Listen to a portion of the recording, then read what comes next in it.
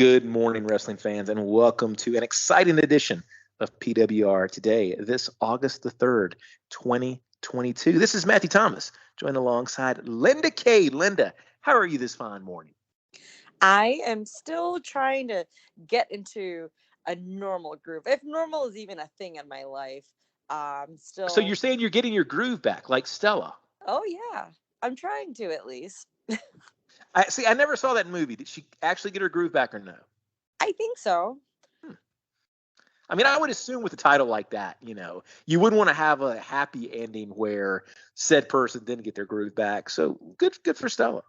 Oh, yeah, absolutely. But yes, I'm still out and about on the road. I'm about to embark on a great, exciting weekend with OVW. We have our, weekly TV on Thursday, tomorrow night. We also have our Saturday night Riot pay-per-view this Saturday night as well on Fight TV. So things are brewing all around wrestling and OVW and just this whole past couple of days, Matthew. It's still unbelievable. Fantastic. Well, I had got a new TV not too long ago, and I had taken my streaming device into another room. So I actually had to reinstall the Fight app this last weekend, but I did it, for the Ric Flair's last match, so I could watch that. So now that I've got the Fight TV app on my my TV, I'm gonna have to press that buy button on that OVW event. And I'll tell you, when I press that button, Linda, you know what I'm gonna be wearing? I'm gonna take a wild stab at it, and I don't mean that stab we saw in NXT last night, but I'm gonna take a wild stab that it's gonna be a collar and elbow t-shirt.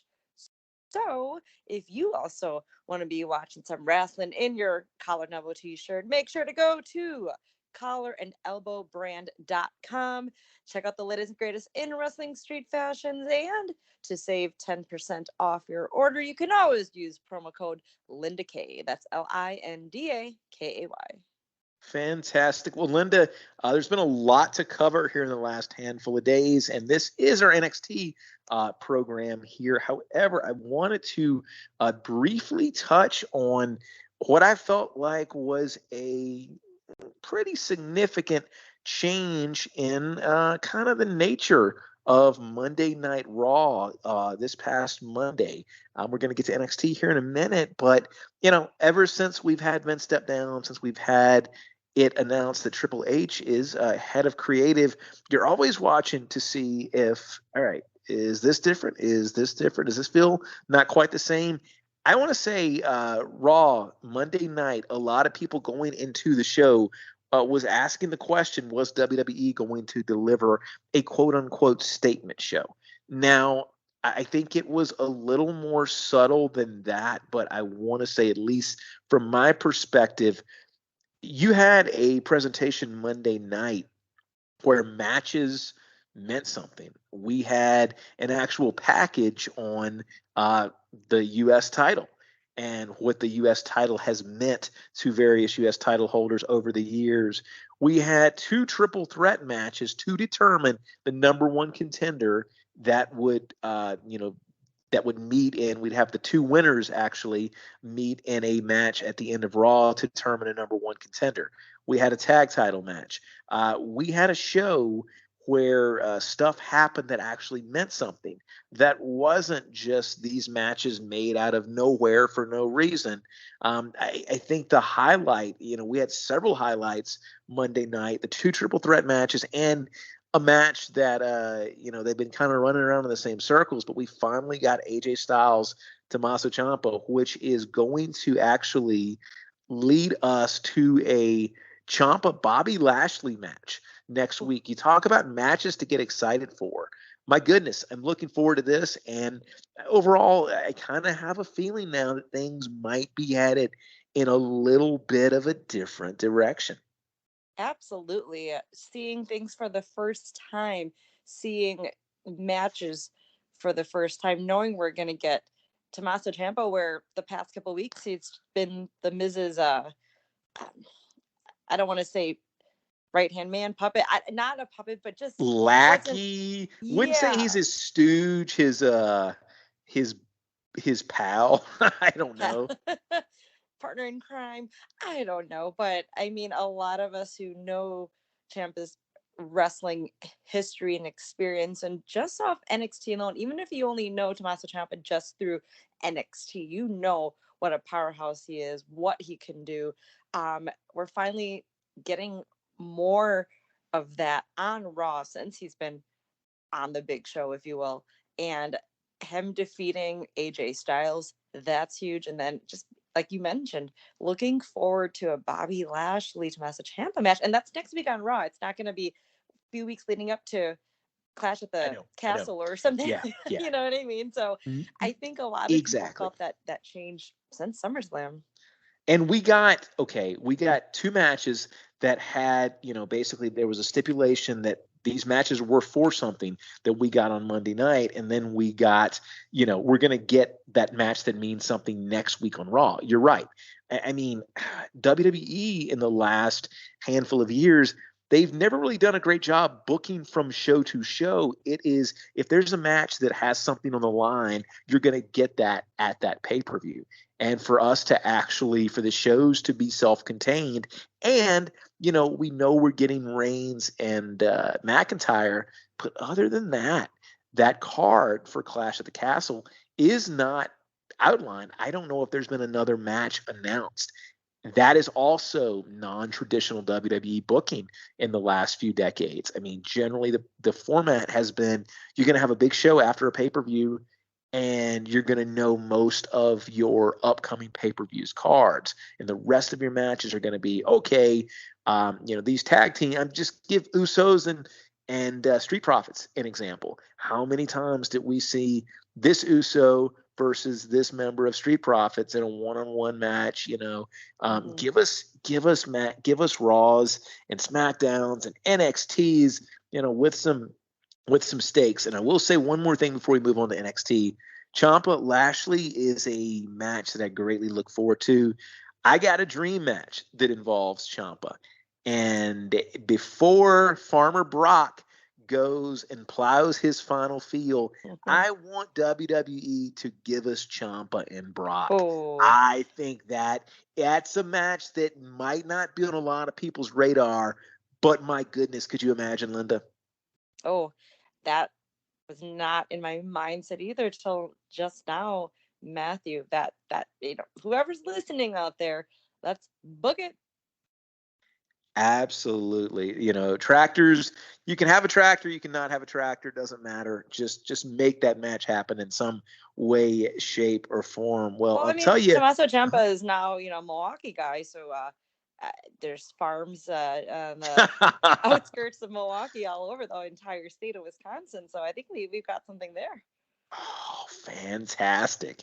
You know what? Oh my goodness. Yeah. Maybe there's like a farm stipulation or maybe, maybe Ciampa starts encroaching on Brock's, territory kind of with the farmer gimmick, or, we can even set it up. We can have a vignette, not backstage, but off location like a feed and seed store, Linda.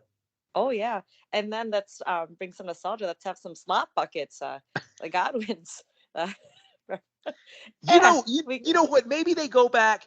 MLB is doing a lot of the Field of Dreams. Maybe what WWE needs to do, they go back to the feed and seed store where Ray Constanza, Kevin Costner's character, asked other people if they ever heard voices.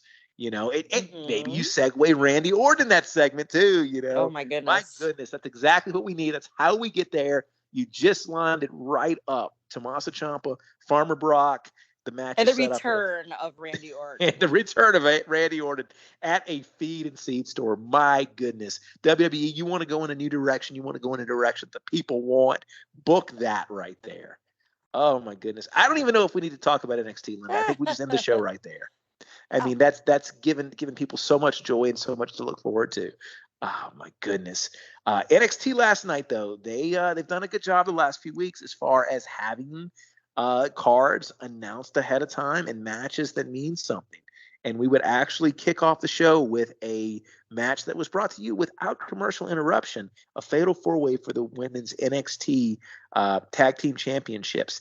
It would ultimately come down to Toxic Attraction versus Caden Carter and Katana Chance. You felt like this was Carter and Chance's match to win, and in fact it was. Your new NXT women's tag team champions, Caden Carter, Katana Chance. Linda. Yeah, I definitely felt this was their night as well. I mean, we've seen their struggles, and even though they're baby faces, we've seen them kind of sway and the other, just doing things out of the ordinary for them. We know them, the ooh, ooh, with the audience, and everyone just loves them. And then we've seen them just another side of them, a little mean streak, if you will. And of course, Toxic Attraction, great tag team. They've dominated the women's tag titles as of late. But I felt this was the moment for Carter and Chance, and we got it, which was awesome to see. It's nice to see new tag team get their chance on top as well. So it was a great way to kick off the show, and happy to see the new NXT Women Tag Team Champions. We would also have an open challenge by the birthday boy, Carmelo Hayes. Linda, I've got a birthday coming up in a few weeks, and do you think Carmelo knows about all the cool, like little email clubs at various restaurants that you can sign up for and get free entrees or a free little something on your? It doesn't have to be on your birthday; it can be on your birthday month. You have almost all month to use that. Do you think he's aware of that, Linda? Maybe it looked like he was celebrating in a different way later in the episode. It wasn't with food. Maybe look at it a different way. They were in a car though, right? So I mean, they probably, the way I was thinking, they probably headed to like a drive-thru or something. Oh, exactly. That's a great way to celebrate your birthday. Yeah, no, that's a very, very smart guy there. But his open challenge was answered by, well, we thought Giovanni Vinci, but if you look at the official rules of the open challenge, it's the first person to the ring. And Nathan Fraser would zoom by him and answer the open challenge. Yeah, that Giovanni Vinci and Carmelo Hayes match might be one they're saving. I think that's going to be a really interesting match. But we got Fraser versus Carmelo Hayes. Carmelo Hayes retaining his North American Championship last night. Now, we would get our contract signing between JD McDonough and Braun Breaker last night. This heading up to NXT Heatwave in a couple of weeks. Now, a few takeaways. JD McDonough had a really interesting line. He said the passion in Braun's eyes acts as a stimulant to him. I've never, ever heard anybody say that to anybody before. I have to remember that. Maybe I'll remember that when I go to get my free birthday meal. Yes, or you can tell the server how you admire his muscles and how that's great. He got into muscle and fitness. That was kind of a first. Exactly. I mean, if you're taking notes at home, I mean, JD McDonough, many, many ways to, compliment an individual. But we'd have a retort by Braun Breaker. But the key takeaway here, McDonough wanting to sign his contract in blood. So he would prick his finger in some capacity. We'll have to go back and watch this, Linda, but I think it was an ink pen. And I'm looking at it. I'm a big fan. I'm a big fan of like the sharp pens. I don't know, if you've ever gone from like a normal ballpoint pen to like one of the, like 0.1 millimeter type of deal. And I keep forgetting. I guess the further you go, like the lower the number of the millimeter, the like sharper the pen is. And so that's kind of like when I go pen shopping, that's kind of my thing now, to see like how sharp and fine tip of a pen. So, and I've actually got one in my hand right now. And I mean, I think if I pressed hard enough, I could probably make my finger bleed. So I think it was a pen. I was wondering how, I have a long last name, but McDonough is pretty long as well. I was like, man, that's going to take a lot of blood to sign that whole thing. But I think he got the J and the D or something. I think when you sign with blood, Matthew, all you do is you just got to get a little, just a little smudge on there. That means it's a done deal. Yeah, no, absolutely. And that's it counts for something. I mean, people see the contracts in blood. It means something. You don't have to get everything out there. We would see the other portion of Toxic Attraction, Mandy Rose going up against Saray. Mandy Rose with the win, beat down would ensue towards the end. However, Saray would be saved by Zoe Stark to further set that program up, and I just can't help but think it's Zoe Stark's time, and I don't think Mandy. I think Mandy goes up to that main roster sooner rather than later. Yes, and just thinking about the other recent call-ups, and again, just Triple H just on my mind on some changes and who he's worked with and closely in the past and has helped elevate and Yeah. just through NXT. And yeah, I feel So that here, too, here's especially what with uh-huh. Toxic Attraction not getting the tag titles Yeah, last night. and that's kind of what I'm envisioning too. There's some rumors the last few days that that Sasha Banks and Naomi might be back really, really soon. I say you bring Toxic Attraction up as soon as you bring them. I mean, let that, that's the surprise. That's the story. But there's a vacated women's title right now. And, that's the big surprise. Naomi, Sasha are back. And, hey, wait a minute. Who's this? And next thing you know, you have a women's tag team division that has gotten a shot in the arm.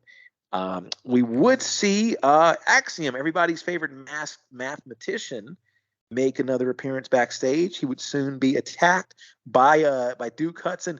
Duke probably not a huge fan of math after his defunct poker career. You think he just got so sick of losing money playing poker that he just never wants to hear math again. I think that's probably where a lot of his animosity comes from. Yeah, I put that connection together as well. Yep, this would turn into a match, and we would see Axiom get the quick roll-up win. So Axiom, does that make him 2-0 now, Linda? I believe so. Yeah. Yeah. Maybe you don't really necessarily think, but maybe Axiom, maybe this is like the new Goldberg. Maybe Axiom just goes on a tear and 180 and it's not a big guy spearing people. It's more of these kind of surprise wins, but maybe that's Axiom's new thing. In yet another championship match last night, we would see the Creed brothers going up against the D'Angelo family. It would be the Creed brothers retaining after I believe it was Tony who went for the crowbar. However, he would be stopped by a returning Santos Escobar. So that's apparently he's back, and that's our new program. Linda, your thoughts on this match and the conclusion? Yeah, I figured Escobar would be making his return at some point to get his revenge on Tony for putting him in the hospital. What I'm just really wondering is, that match where they had to join each other's family, I don't know the entire stipulation with that. Does it state in the contract if there was one? Because I think there was, or no, it was the handshake. That was the agreement. You lose, you join my family, or vice versa. Um, yeah, I guess I was thinking more like what are the exact stipulations with this, but it looks like what will end it would be a brawl between the two of them, which I am actually looking forward to. It was just weird because I actually was enjoying this whole D'Angelo family. Surprisingly, I didn't think I would, but I liked it, and now we have Escobar returning, but I like that even more. I wish we would have gotten, it could have gone another month or two. It seems like we got the split apart really, really quick. And you know what we never got? We never got the Brady Bunch montage with the two families. That could have been done. It could have been done. Especially like before, like what could have been before NXT Heatwave. You know how whenever there's a special, like Great American Bash or whatever, like there's always some type of unique I don't say a vignette, but kind of beforehand where they have the talents out at a pool or at a barbecue, just running through the matches, and that could have been that moment. Oh, absolutely. The potential that was just absolutely squandered there. Another match last night, we would have Brooks Jensen going up against Joe Gacy. Joe Gacy getting the win and speaking to the camera after the match. He's still after Cameron Grimes, and we'll get to exactly what happened in a little while. But Cameron Grimes, his streak of bad luck seemingly continuing last night. Linda, is he headed to the Gacy family? It looks like he could, but if there's any faction he's going to join, he has to be the leader. I just don't see him falling in so much that he's under. I mean, unless it's just temporary, it seems like there's some, I mean, not just seems, there's some kabuki shit going on with the whole Diane, the Prism, right? Isn't what they're called as a whole? The Gacy's family? Yeah. They are called the, oh my goodness. Oh my Prism, goodness. no? It's not the Prism. Oh. It is the, what is the name? I am. Well, that faction, I just don't see Cameron Grimes joining on that unless he becomes the new leader. But I don't see that either. I feel that, hey, you know what? I feel that Cameron Grimes is going to get a match with Gacy at Heatwave. He will lose, but that's okay because Triple H is going to bring him up to Raw. Yes. That's my assumption. And I mean, I think that the amount of respect that he has earned, during this NXT run. I mean, I think that's somebody that could fare very, very well during this new run of WWE in general. Yeah, I think he's one of Shane Holmes's buddies or guys, or that he's worked with. So that would be great and huge to have them working together up on Raw or SmackDown as well. Absolutely.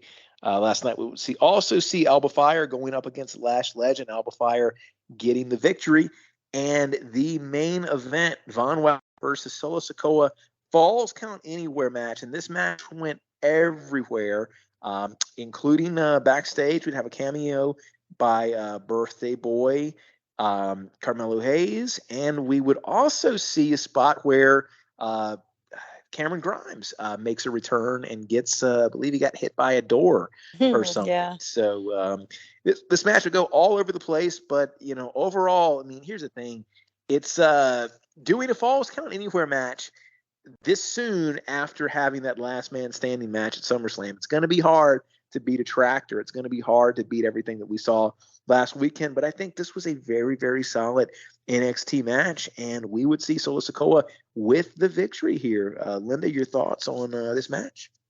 Hey, we got what could have been a dumpster match.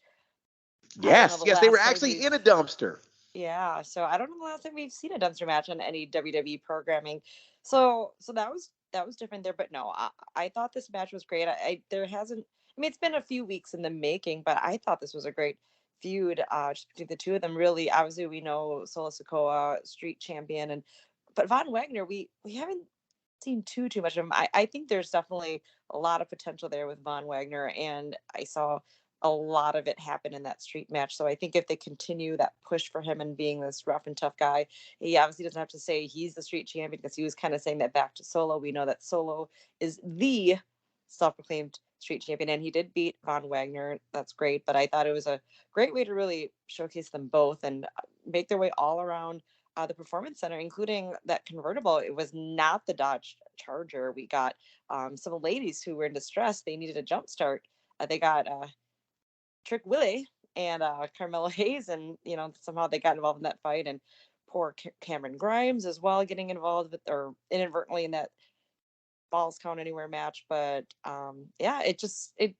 there was some additional life. I like that in the very end there, something different once again, which that's what we have gotten a lot of since SummerSlam, on Raw, and last night at NXT. So looking forward to some new things happening on SmackDown this week as well. Linda, do you think maybe somebody gave Carmelo Hayes a AAA membership for his birthday, and that's why he was able to assist them, with their automotive issues? Because here's the thing with AAA, you can actually, even if it's not your car, if you're a passenger in a car that breaks down, you have a AAA membership, you can, still get roadside assistance. So maybe that's kind of what happened there. Oh, it was roadside assistance. I got you. Absolutely. Well, make sure to assist yourself and join us tomorrow when it's actually you and Meathead tomorrow, correct? Yeah. And doing a little switcheroo this week. We are. We like to keep you guessing every now and then. And speaking of roadside assistance, the man they call Meathead will tell you precisely what PSIs his tires are set to according to the user manual or owner's manual of his motor vehicle. For Linda Kay, For the man they call Meathead, this is Matthew Thomas. We'll talk to you tomorrow.